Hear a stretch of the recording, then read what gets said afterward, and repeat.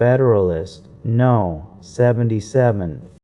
The appointing power continued, and other powers of the executive considered. From the Independent Journal, Wednesday, April 2, 1788. Hamilton. To the people of the state of New York. It has been mentioned as one of the advantages to be expected from the cooperation of the Senate in the business of appointments, that it would contribute to the stability of the administration. The consent of that body would be necessary to displace as well as to appoint. A change of the chief magistrate, therefore, would not occasion so violent or so general a revolution in the officers of the government as might be expected if he were the sole disposer of offices. Where a man in any station had given satisfactory evidence of his fitness for it, a new president would be restrained from attempting a change in favor of a person more agreeable to him by the apprehension that a discountenance of the Senate might frustrate the attempt and bring some degree of discredit upon himself.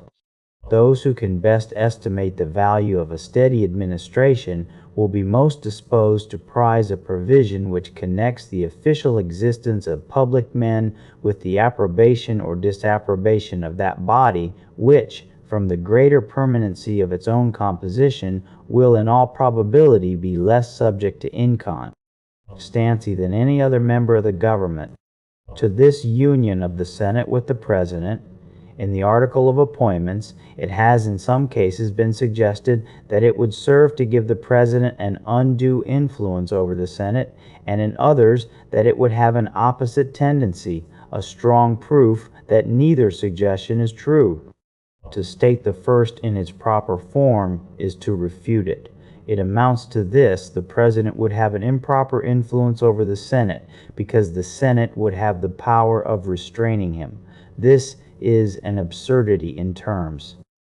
It cannot admit of a doubt that the entire power of appointment would enable him much more effectually to establish a dangerous empire over that body than a mere power of nomination subject to their control. Let us take a view of the converse of the proposition: the Senate would influence the executive. As I have had occasion to remark in several other instances, the indistinctness of the objection forbids a precise answer. In what manner is this influence to be exerted? In relation to what objects?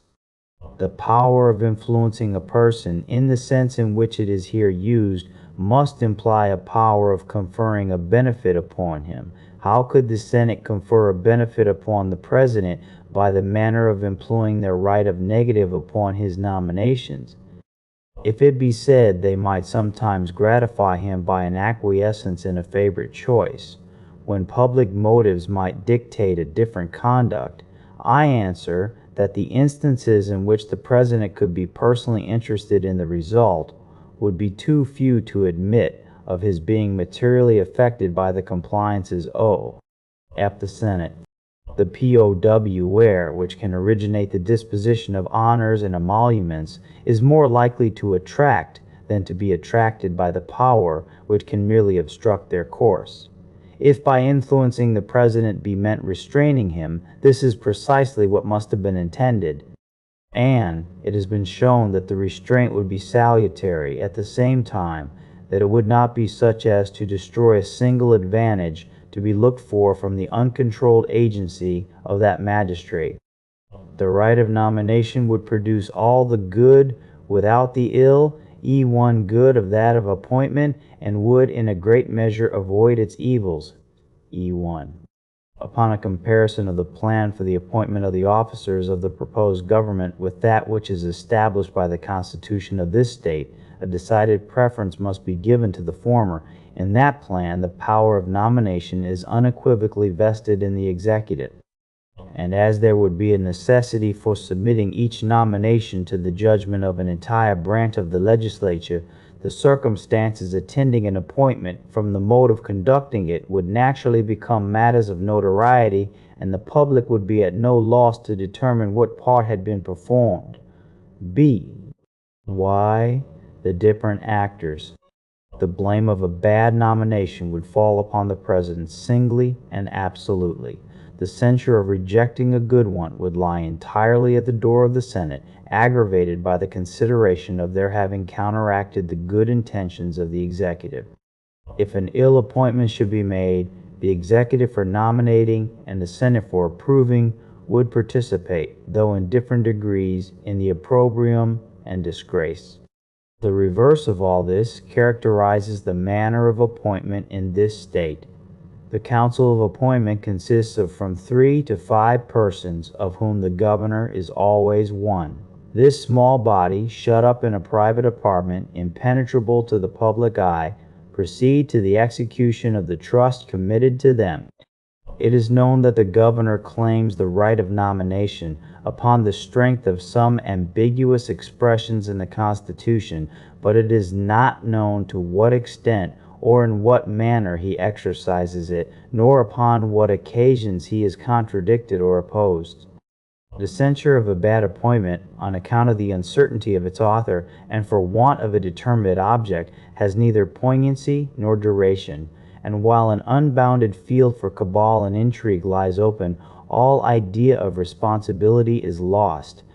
The most that the public can know is that the governor claims the right of nomination, that 2 out of the inconsiderable number of 4 men can too often be managed without much difficulty, that if some of the members of a particular council should happen to be of an uncomplying character, it is frequently not impossible to get rid of their opposition by regulating the times of meeting in such a manner as to render their attendance inconvenient, and that, from whatever cause it may proceed, a great number of very improper appointments are from time to time made.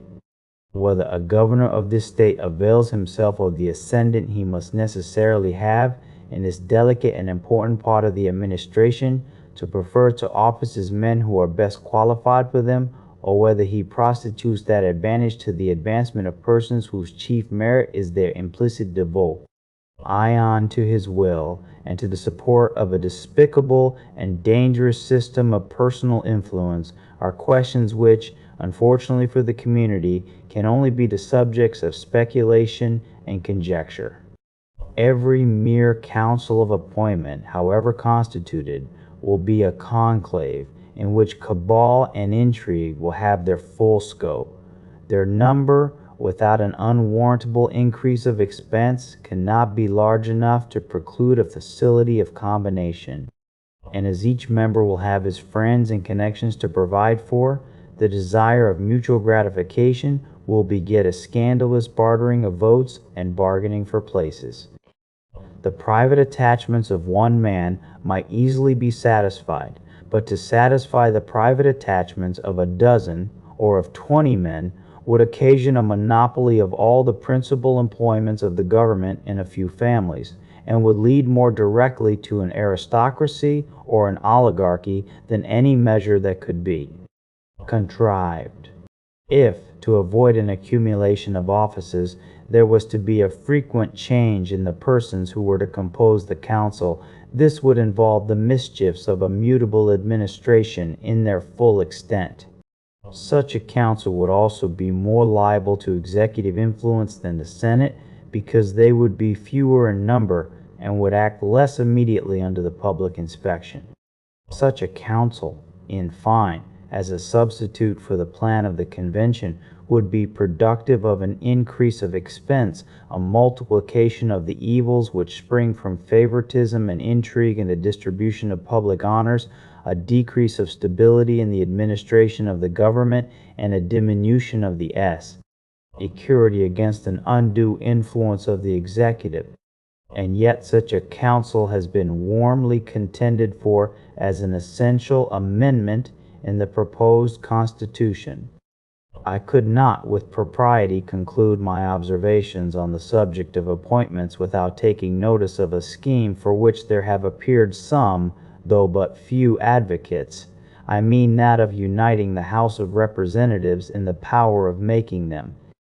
I shall, however, do little more than mention it, as I cannot imagine that it is likely to gain the countenance of any considerable part of the community. A body so fluctuating and at the same time so numerous can never be deemed proper for the exercise of that power.